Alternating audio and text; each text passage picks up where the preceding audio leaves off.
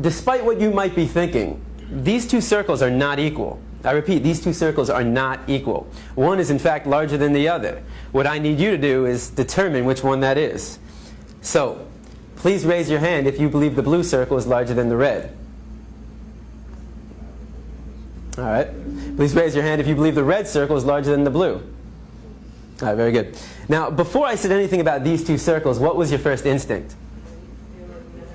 Equal, right? Because they look equal. And the reason why they look equal is because, in fact, they are equal. These two circles are identical.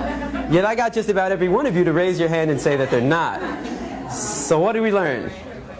That you can be manipulated like that to believe in something that goes against your natural instincts. Just imagine as a child you're taught that the blue circle is larger than the red. If you say it enough times, you convince yourself that's the truth. If you're told the lie enough times, it becomes part of your reality. And if enough people are taught that lie, that the blue circle is larger than the red, well, now it becomes part of the culture. And if that culture then passes that misinformation along to the next generation, well, now it becomes tradition. And what we have to remember is that just because we have a tradition doesn't mean it's morally acceptable. Tradition and morality are not always the same. I mean, can you think of any traditions that we once had in the United States of America that we no longer have? That today we think back and that was immoral? Slavery, right?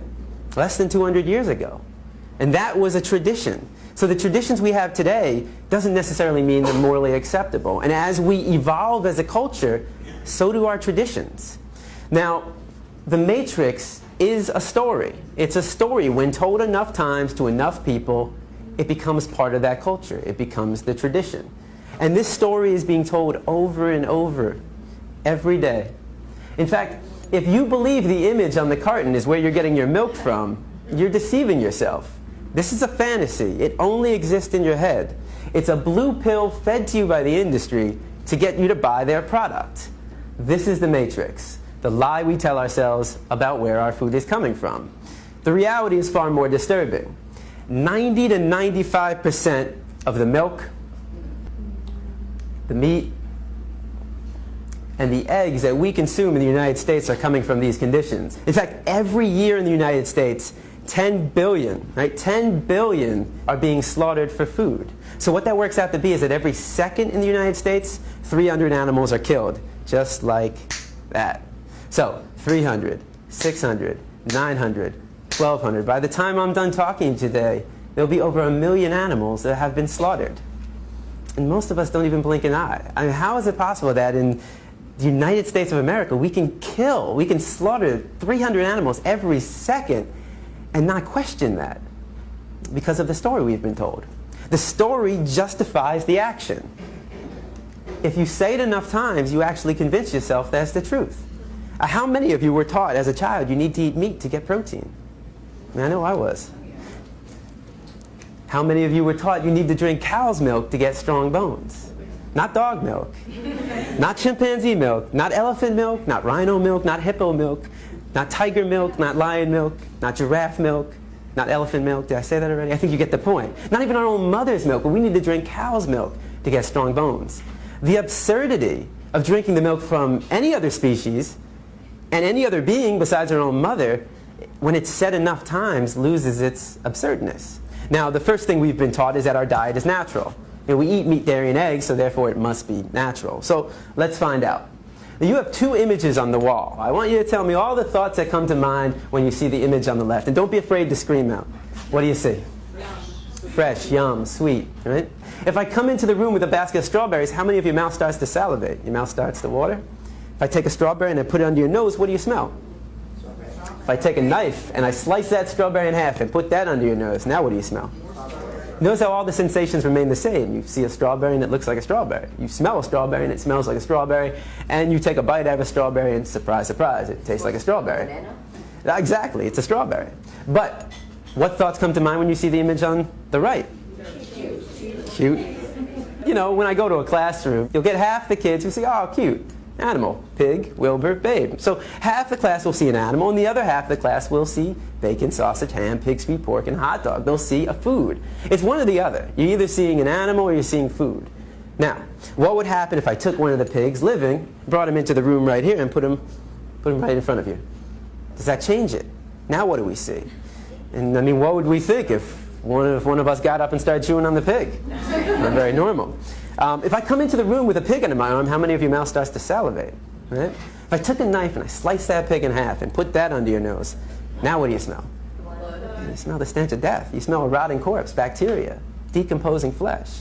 You see, there's a process involved, and I'm here today to show you that process of how you convert this animal into this product. Why should it be kept a secret? Why should we not know what we're participating in and what we're putting in our body? Now, let's make the situation slightly more realistic. If I were to put a pig on this side of the room living and a butcher's knife on the side of that room, I mean, how many people would be willing to pick up the knife and take the life of that animal? It's very rare, right? And if somebody did that, that's all right, but how many people in this room would try to stop that person from doing that? Right? Would we try that? Of course. That's compassion. I mean, that is the greatest quality of the human race. There's no other species on this planet that has that level of compassion to extend to all living beings. But if you would stop somebody from killing a pig in front of you and then go home and have this for breakfast, well, that's called hypocrisy.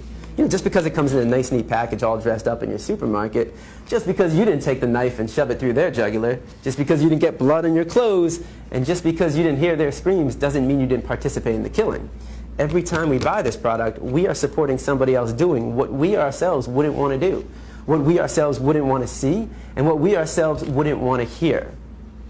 Now, if you still see bacon sauce in the hand when I bring a pig into the room, what happens when I change it? Ah, right? It's the common response. Now, I've never heard anybody say yum. Nobody ever sees dog feet, hot dog. So why not? Why don't we see a food? We've been accustomed to view this animal as our pet. The cultural story for us is, this is your pet. In another culture, certain parts of the world, they eat cats and dogs. That's their culture. That's their story they've been told. And how do we feel about that? A lot of people think it's disgusting. Right? I imagine every one of you probably thinks it's disgusting to eat a dog. Why would it be disgusting to eat this animal and not disgusting to eat this animal?